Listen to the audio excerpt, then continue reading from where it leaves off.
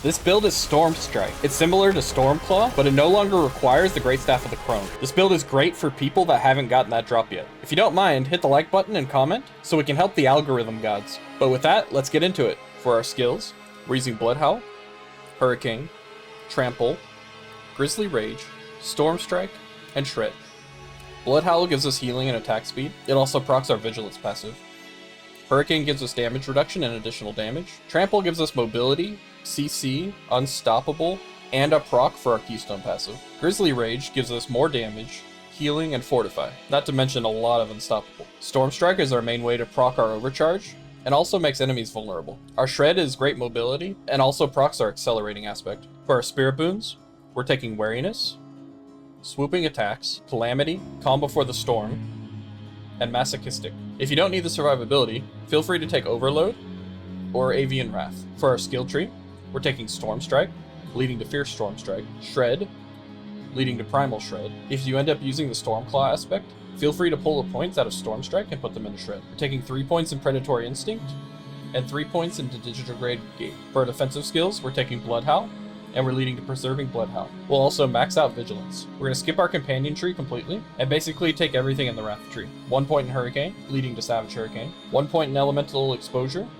leading to Endless Tempest, Bad Omen, Electric Shock, and Charged Atmosphere. We're also taking 1 point in Neurotoxin, 1 point in Toxic Claws, and we're maxing out our Envenom. We're taking 1 point in Trample, leading to Natural Trample. This is a personal choice, but you could also take Debilitating Roar instead of Trample. For our ultimate, we're taking Grizzly Rage, and both additional points. We'll also be maxing out Defiance, and taking 1 point in Defensive Posture, and maxing out Nature's Resolve. For our Keystone passive, we're taking Bestial Rampage. Make sure when you use your Bear skill in between your ultimates, that you stay in that form for 2.5 seconds, until you see the icon appear above your skill bar. For our Paragon boards, we're going to be starting with Exploit in the starter board. Our second board is Thunderstruck, and we'll be taking Fang and Claw here. Moving to the right, we're taking the Inner Beast board, and here we're taking Fulminate. Moving up from here, we're taking Lust for Carnage, and we'll be taking the Territorial Glyph here. Back down to the right, we're taking the Survival Instincts board, and here we're taking Werewolf. If you feel you're able to maintain your Fortify well enough, feel free to take Undaunted here instead. All the way back up in the top left, we're taking Heightened Malice. For our gear,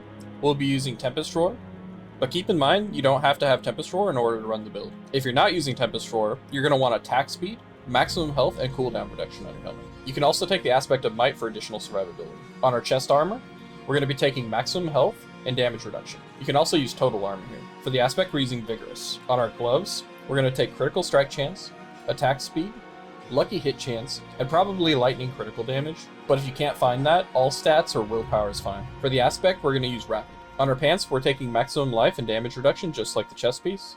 And again, total armor is fine here as well. For the aspect, we're taking Disobedient aspect. On our boots, total armor while in Werewolf, movement speed, damage reduction while injured, dodge chance, all stats and willpower all work here. For the aspect, I'm using Storm Shifters, but you could use Ghostwalker or the aspect of Shared Misery. On our one-handed weapon, we want vulnerable damage, damage to close enemies, lightning critical strike damage, normal critical strike damage, damage to slowed enemies, all stats, willpower, basically anything useful, as long as you've got vulnerable damage on there. You can also swap this weapon out for the Butcher's Cleaver if you want additional CC. We're taking the accelerating aspect here. On the amulet, we want Ranks of Envenom, any damage reduction stats, any armor stats, cooldown reduction, or movement speed. For the aspect, we're going to be using Overcharge, and hopefully you get a better roll than I did. On the rings, we want to make sure we have vulnerable damage, critical strike chance, and lucky hit chance.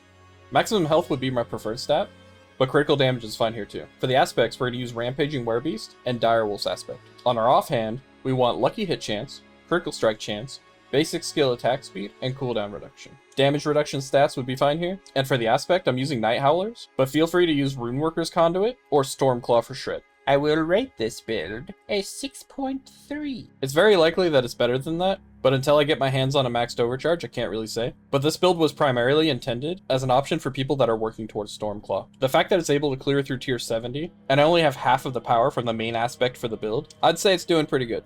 This build can really pop off sometimes, but you're relying on your overcharge procs in order to make that happen. So it can be a little bit hard if you don't have a good roll on your overcharge. Since I don't have a good roll to test it with, I can't say this is better than Stormclaw, but at very least, it's pretty close. If any of you guys are trying to run it without Tempest Roar, I'd recommend either trying to throw Rabies into the build, or don't use Heightened Malice, or any of the poison passives in the skill tree. Thank you guys so much for watching, and I'll see you in the next video. Daddy Druid out!